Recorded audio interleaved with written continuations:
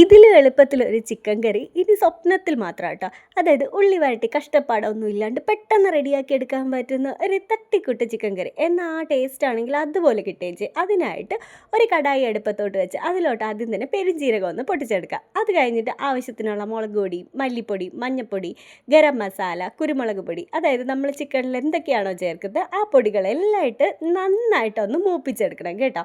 ആ പൊടി നന്നായിട്ടൊന്ന് കളർ മാറി കിട്ടണം. അതായത് ഈ പച്ചമണം എല്ലാം മാറി കിട്ടണം. അത് കഴിഞ്ഞിട്ട് അതിലോട്ട് നമ്മൾ ഡയറക്റ്റ് ചിക്കനാണ് ചേർത്ത് കൊടുക്കുന്നത്.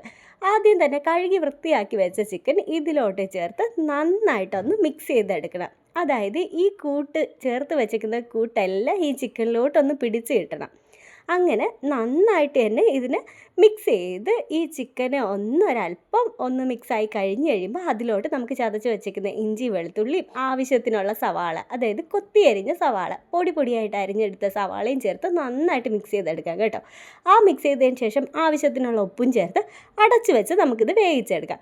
ഒരല്പം വേഗ് കഴിയുമ്പോൾ ഒരു 5 മിനിറ്റ് കഴിയുമ്പോൾ തന്നെ നമുക്ക് ചെറുതായിട്ട് അരിഞ്ഞ തക്കാളി കൂടി ചേർത്ത് കൊടുക്കാം കേട്ടോ.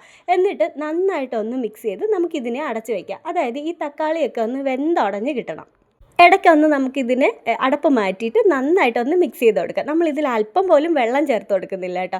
അപ്പോൾ നോക്കി നന്നായിട്ട് അടച്ച് വെച്ച് കഴിയുമ്പോഴേക്കും നമ്മൾ ചിക്കൻ റെഡി ആയിട്ടുണ്ട്. ആവശ്യത്തിന് വെള്ളമൊക്കെ ഊറി വന്ന് അതിലോട്ട് ലാസ്റ്റ് കറിവേപ്പിലയും മല്ലിയിലയും ചേർത്ത് കഴിഞ്ഞ് കഴിഞ്ഞാൽ നമ്മുടെ സിമ്പിൾ ചിക്കൻ കറി റെഡി. അപ്പോൾ ഇഷ്ടമായ ഷെയർ ചെയ്യുക, ലൈക്ക് ചെയ്യുക, സബ്സ്ക്രൈബ് ചെയ്യുക. ബൈ.